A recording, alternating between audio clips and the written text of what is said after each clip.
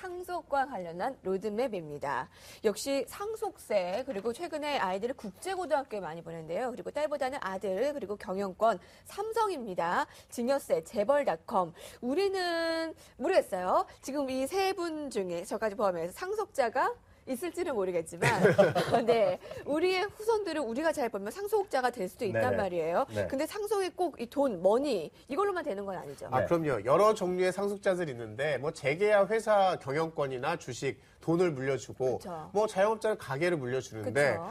허락되지 않은 상속도 있습니다. 예를 들면, 교회라든지, 네네. 복지재단, 네. 뭐, 이런 것도 사실은 원래는 허용되어 있지 않지만, 암암리에 이제 상속을 하고 있죠. 늘 논란이 되고 그렇죠. 있잖아요. 그 중에 하나가 사실 인맥도 상속을 하고 싶은가 봐요. 그러다 보니까 부모들이 이거를 모아가지고 뭐 한 곳에 모으는 것도 있고요. 근데 특히 사법고시 보면 네. 우리가 사법고시 폐해를 줄인다고 로스쿨이 만들었잖아요. 그런데 알고 보면 사실 로스쿨이 사법고시 폐해를 줄이는 것보다는 법조계에서 쌓은 나의 이것을 입지를 물려주려고 하는데 내 자녀가 사법고시를 패스할지 말지가 굉장히 불투명하잖아요. 그렇죠. 그러다 보니까 법학 대학을 만들어서 로스쿨이 사실은 이걸 물려주기 위한 상속을 위해서 생겼다. 뭐 이런 얘기들도 있어요. 그런 해석도 있어요.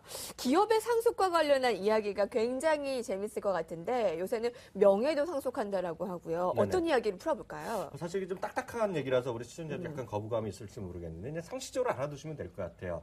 그래서 어떤 대주주가 이제 사망을 하시잖아요. 네. 그러면 그 주식으로는 물려주는데 주식의 가치가 맨날 들쭉날쭉하잖아요. 그쵸, 그래서 네. 상식적으로 알아두시면 사망하시기는 시점에서 전에 2개월 그리고 후에 2개월을 4개월을 평균을 내갖고 그 가격을 나옵니다. 그러니까 상속세라는 건 금액이 중요하잖아요. 주수 몇 주가 아니라. 그러니까 주가 많이 올라가면 상속세에 당연히 부담이 되는 거예요. 그래서 업계에서 예전부터 나온 얘기가 돌아가시면 어떤 큰 분이 돌아가시면 주가 좀 안 좋다는 얘기가 있어요. 네. 그다음에 상속세 산정이 끝나면 오히려 그다음부터 주가 부담. 이것은 뭐 그쵸. 어떤 논리적으로 설명할 수 있는 건 아니고요. 네, 이렇게 업계에서 네. 이렇게 반영을 하고 있는데요. 최근에 이제 돌아가신 분이 그 유명한 광동제약 있잖아요. 그래서 네. 그 최수부 회장께서 7월 24일인가 돌아가셨는데요. 얼마 안 됐어요. 그러니까 네. 두 달 정도 되니까 그다음에 주가 좀 재미없을 것이고 이제 그다음에 좀 올라갈 수 있다라는 얘기를 하는 사람도 있는데 그것은 이제 일반적으로 그냥 하는 얘기고요. 실제로 보면 이번에 상속이 결정됐는데 워낙 당초는 이제 그 아들이 100% 상속을 물려받을 걸로 알았는데 이번에는 너무나 상속세가 부담이 되니까 네. 그 네 분의 또 따님이 계신 모양이에요. 네. 그래서 아들과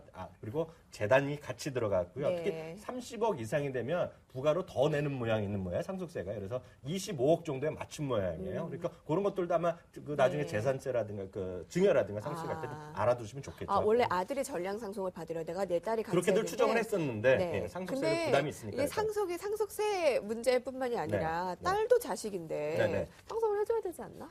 아니 사실 뭐 그래서 이게 상속하다 보면 항상 네. 이런 분쟁이 있잖아요. 네. 오죽하면 CJ, 신세계, 삼성 이게 네. 다 알고 보면 다 친척이에요. 네. 원래 고 이병철 회장 때 이거 나눠주면서 딸한테도 나눠주고 아들한테 나눠줬는데 그게 CJ가 되고 신세계가 된 거거든요. 네. 그런데 아직도 그게 상속 분쟁이 끝나지가 않아서 여전히 형제간에 유산을 두고 법정 다툼이 벌어지고 있는 상황이고요. 그쵸. 정말 흙탕물 같아요. 그리고 또 상속 받는다고 해서 끝이 아닙니다. 대한전선 같은 경우는 2004년에 설원양 회장이 타계하실 때 그때 상속을 받았거든요. 그때 이슈가 됐던 게 뭐냐면 상속을 받은 유족이 1,355억 원, 역대 최고 상속액세를 냈어요. 오히려 삼성은 이거보다 훨씬 큰 회사를 받았는데도 상속세는 80분의 1밖에 안 냈다.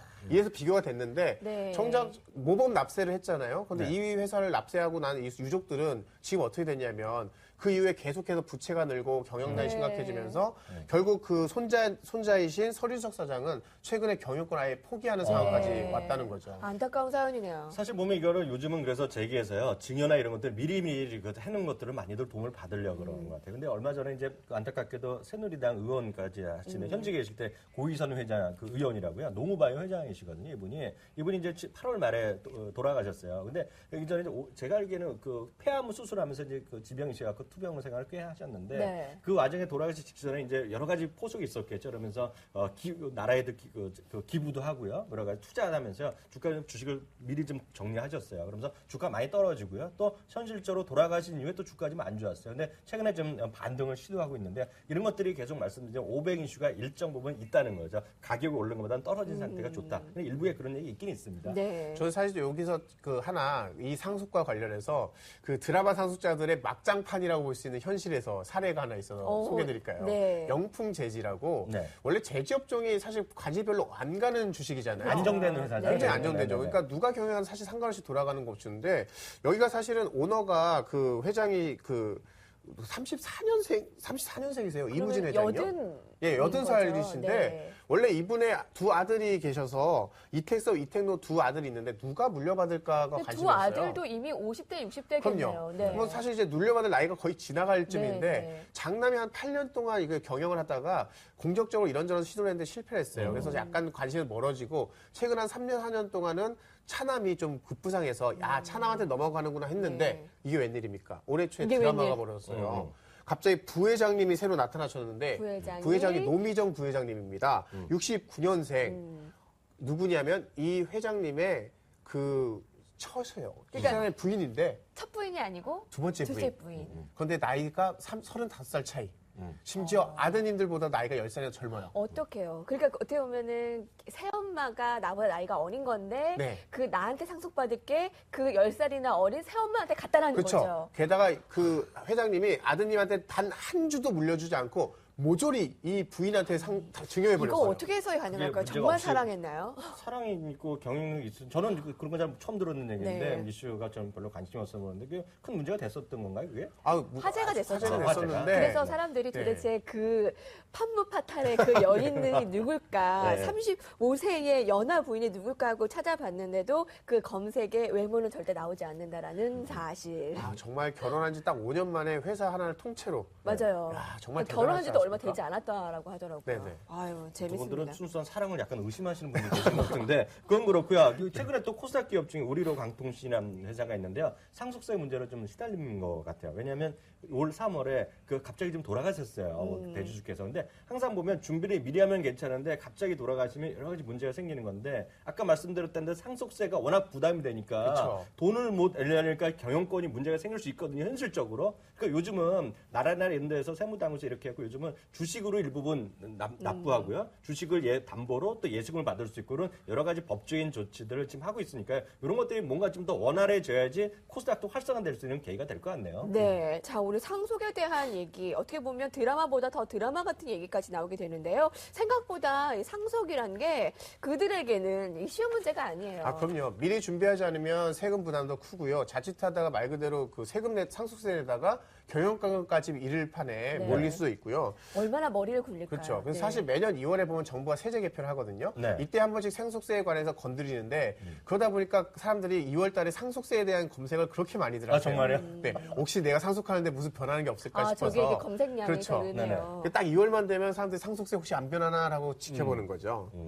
그리고 사실은 좀 이 어떻게든지 우리는 수익률에 관심이 많잖아요. 일반 네. 투자는 재테크할 때. 근데 부자들은 어떻게 하면 절세할까, 상속세 부담을 줄일까 고민하세요. 그래서 액면 수익률 높은 것보다는 분리과세 되냐, 비과세 되냐, 상속했을 때 혹시 부담은 없냐 이런 것들을 따지시니까 그런 것들 보면은 좀 우리랑은 관점이 많이 다르신 거죠. 네.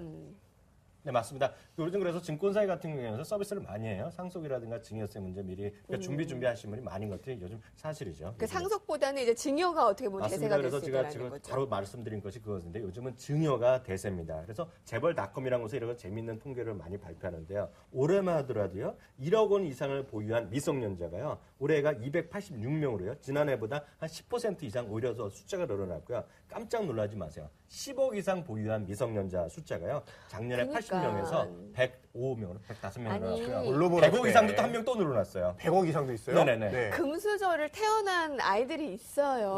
맞습니다.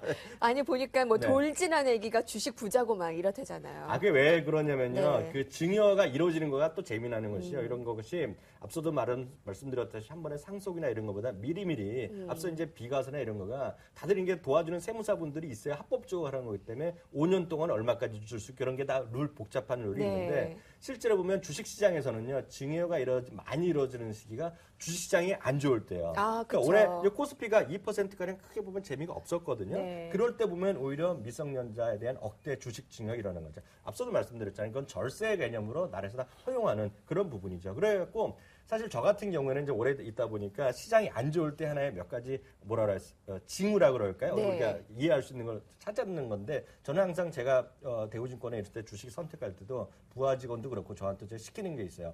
대기업들이 있죠. 네. 중소기업 말고 대기업들이 증여가 공신한 것들이 있어요. 재벌 그룹들 중심으로. 그럼 그때가 주가가 바닥이었던 경우가 많습니다. 아, 그때 이제 다 증여를 하고 네네. 그 이후에 이렇게 쫙 올라가는 맞습니다. 거죠. 네네. 네. 한 가지 오늘 힌트 얻어볼 네네. 수 있었네요. 아무래도 재벌가에서는 상속, 이 증여 조금이라도 이 세금을 아끼려고 꼼수를 또 많이 부리기도 할 것 같아요. 맞습니다. 그 대표적인 것이 약간 오늘 방송이 좀 딱딱해지는데요. 이거 다 상식적으로 알아두셔야 되는데 BW라고 있었어요. 이제 이게 8월 달에 완전히 우리나라에서 법적으로 금지됐는데요. 신주 인수권부 사채입니다. 그래서 채권 같지만 채권이란 건 발행하고 거의 없어지는 게 많고요.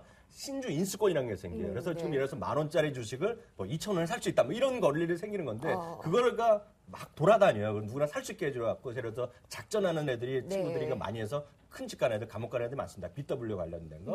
아니면 또 상속에 많이 하고 이런 것들이 많은데 그래서 이제 우리나라에서 문제됐던 것이 이제 에버랜드도 그런데 구설수에 시달렸고요. 네. 작년에 안철수 씨가 이제 그 나왔을 때도 일부에서 자꾸 공격한 게 안철수 연구소의 BW가 아. 그런 케이스가 있었기 때문이죠. 네. 네. 그 이런 걸 보면 정말 부자가 되려면 이런 상식도 정말 잘 알아야 되겠고 네. 또 얼마나 부자가 되면 정말 머리도 아프겠다. 네. 또 전담을 해준 사람도 분명히 있겠지만. 그러니까 사실 뭐 돈도 돈이지만 인맥을 또 편법적으로 물려주려다가 불의를 일으킨 경우도 있어요. 아, 그래요? 드라마 상속자들 보시면은 기득권 자녀들이 서로 자신들의 인맥을 그 물려주려고 학생들이 학생을 다들 그 보내잖아요. 기득권의 그쵸? 자녀들인 거죠. 그게 바로 이제 상속자들이 있고 네. 거기에 박신혜 씨가 사배자죠. 사회적 배려 대상자. 거기서 보면은 여기에 끼지 못한 애들인데. 캔디. 그렇죠. 네. 근데 얼마 전에 무슨 일이 있었냐면 삼성전자 이재용 부회장 아들도 네네. 사회적 배려 대상자라고 해서 이 국제중학교에 간 적이 네. 있어요. 아니 기득권자로 갈 수 있는 거 아니에요? 그러니까 거기에 못 낀 거죠. 그러니까는 거기에 못 꼈는데 이 인맥에 껴주고 싶으니까 사회적 배려 대상자로 뒀는데